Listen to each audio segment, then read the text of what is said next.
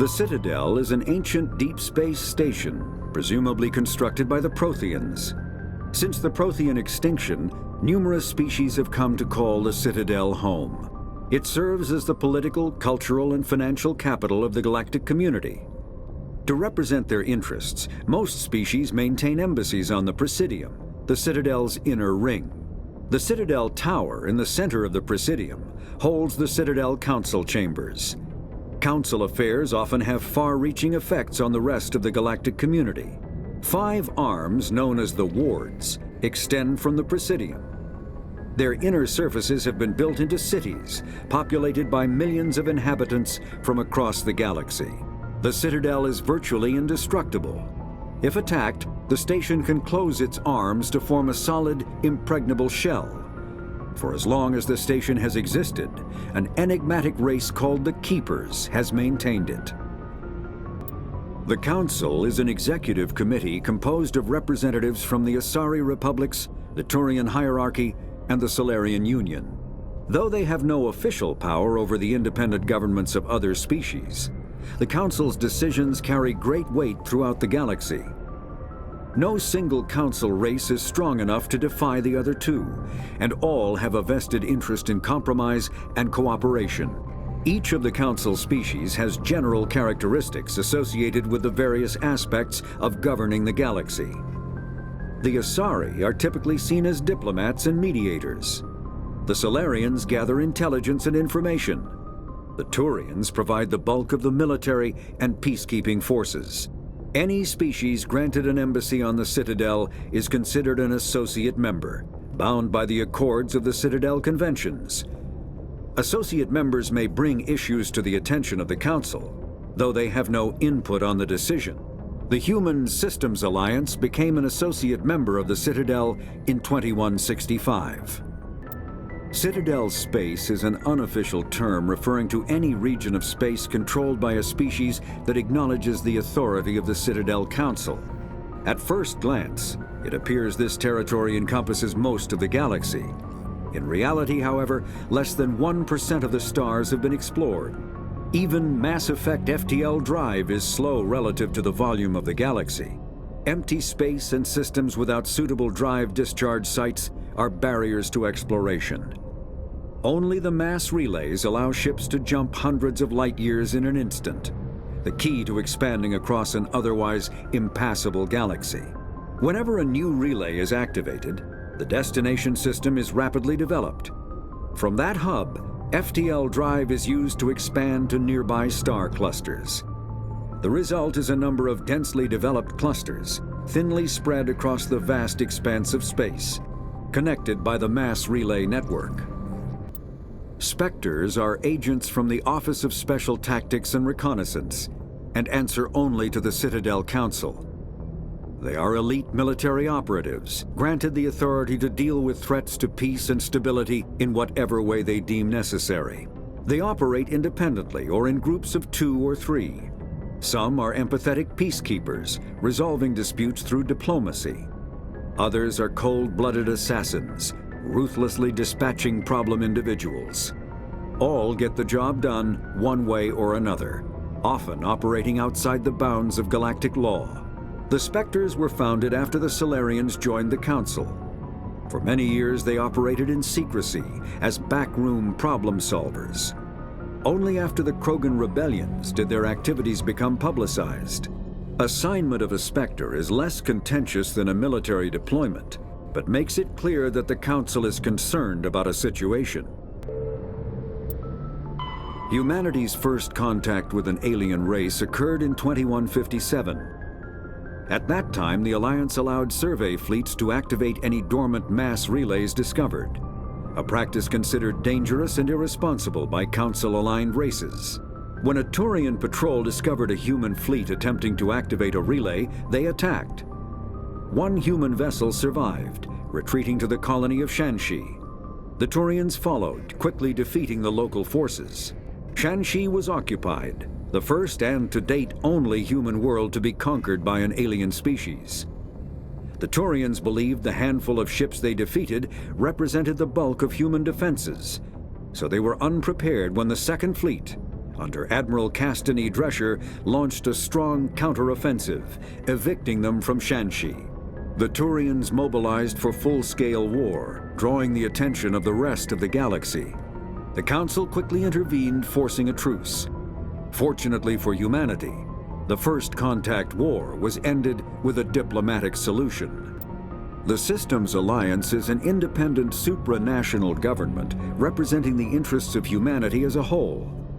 The Alliance is responsible for the governance and defense of all extrasolar colonies and stations. The Alliance grew out of the various national space programs as a matter of practicality. Sol's planets had been explored and exploited through piecemeal national efforts. The expense of colonizing entire new solar systems could not be met by any one country. With humans knowing that alien contact was inevitable, there was enough political will to jointly fund an international effort. Still, the Alliance was often disregarded by those on Earth until the First Contact War.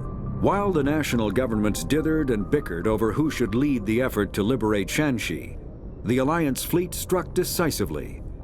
Post-war public approval gave the Alliance the credibility to establish its own parliament and become the galactic face of humanity. Faster-than-light drives use element zero cores to reduce the mass of the ship, allowing higher rates of acceleration. This effectively raises the speed of light within the mass effect field, allowing high-speed travel with negligible relativistic time dilation effects. Starships still require conventional thrusters, chemical rockets, commercial fusion torch, economy ion engine, or military anti-proton drive, in addition to the FTL drive core. With only a core, a ship has no motive power. The amount of ESO and power required for a drive increases exponentially to the mass being moved and the degree it is being lightened. Very massive ships or very high speeds are prohibitively expensive. If the field collapses while the ship is moving at faster than light speed, the effects are catastrophic. The ship is snapped back to sublight velocity, the enormous excess energy shed in the form of lethal Cherenkov radiation. Larger warships are generally classified in one of four weights. Frigates are small, fast ships used for scouting and screening of larger vessels. Frigates often operate in wolf-pack flotillas. Cruisers are middleweight combatants, faster than dreadnoughts and more heavily armed than frigates. Cruisers are the standard patrol unit and often lead frigate flotillas. Dreadnoughts are kilometer-long capital ships mounting heavy, long-range firepower. They are only deployed for the most vital missions. Carriers are dreadnought-sized vessels that also carry large numbers of fighters. Smaller vessels are almost exclusively used in a support role to the warships during combat. Fighters are one-man craft used to perform close-range attacks on enemy ships. Interceptors are one-man craft optimized for destroying opposing fighters. The Normandy is a prototype starship developed by the Human Systems Alliance with the assistance of the Citadel Council. It is optimized for scouting and reconnaissance missions in unstable regions using state-of-the-art stealth technology.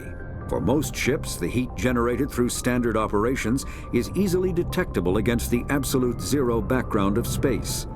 The Normandy, however, is able to temporarily sink this heat within the hull. Combined with refrigeration of the exterior hull, the ship can travel undetected for hours or drift passively for days of covert observation. This is not without risk.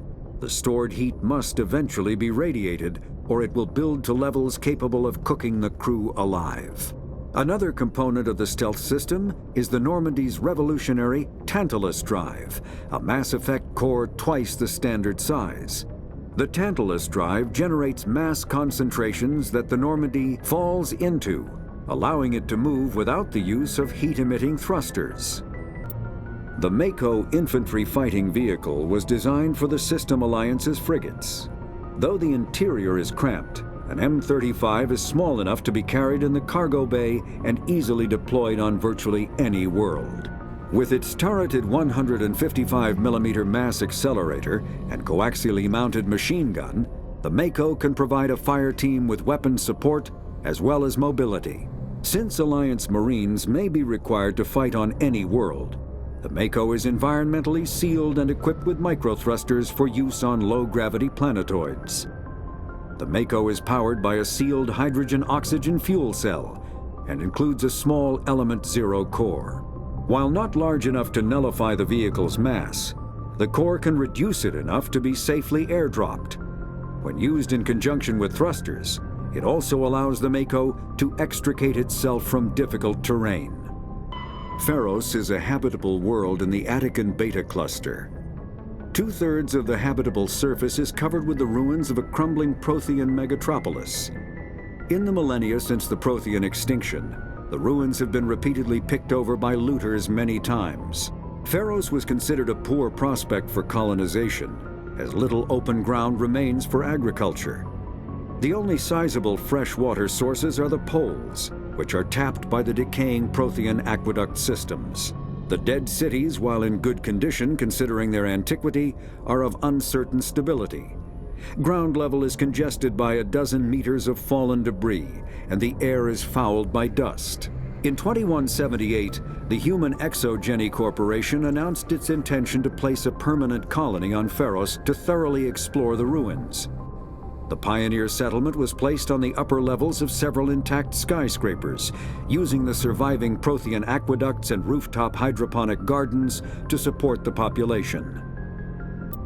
Noveria is a cool, rocky world with most of its hydrosphere locked up in massive glaciers. A privately chartered colony world, the planet is owned by the Noveria Development Corporation Holding Company. The NDC is funded by investment capital from 24 high-technology development firms and administrated by an executive board representing their interests. The investors built remote hot labs in isolated locations across Noveria's surface. These facilities are used for research too dangerous or controversial to be performed elsewhere, as Noveria is technically not part of Citadel space and therefore exempt from Council law. By special arrangement, Citadel's special tactics and reconnaissance agents have been granted extraterritorial privileges, but it remains to be seen how committed the executive board is to that principle. Given its unique situation, it is understandable that Noveria is often implicated in all manner of wild conspiracy theories. The terminus systems are located on the far side of the Attican Traverse, beyond the space administered by the Citadel Council or claimed by the Human Systems Alliance. It is populated by a loose affiliation of minor species, united only in their refusal to acknowledge the political authority of the Council or adhere to the Citadel conventions. Their independence comes at a price. The terminus is fraught with conflict. War among the various species is common, as governments and dictators constantly rise and fall. The region is a haven for illegal activities, particularly piracy and the slave trade. At least once a year, a fleet from the terminus invades the nearby Attican Traverse. These attacks are typically small raids against poorly defended colonies. The Council rarely retaliates, as sending patrols into the terminus systems could unify the disparate species against their common foe, triggering a long and costly war. There are between 200 and 400 billion stars in the galaxy, and less than 1% of them have ever been visited or had their systems properly surveyed. Humanity's early expansion into the Attican Traverse was haphazard, a desperate race to claim habitable planets where populations can be economically settled. Ignored in the wake of this land grab were thousands of less hospitable worlds, each potentially rich with industrial resources. The wealth of entire solar systems lies untapped, waiting for corporate survey teams or independent pioneers to discover and exploit them. However, this is not an easy task. In addition to the environmental hazards, the fact that uncharted worlds are largely ignored makes them popular bases for criminals, revolutionaries, cults, and others who wish to remain unnoticed by galactic society.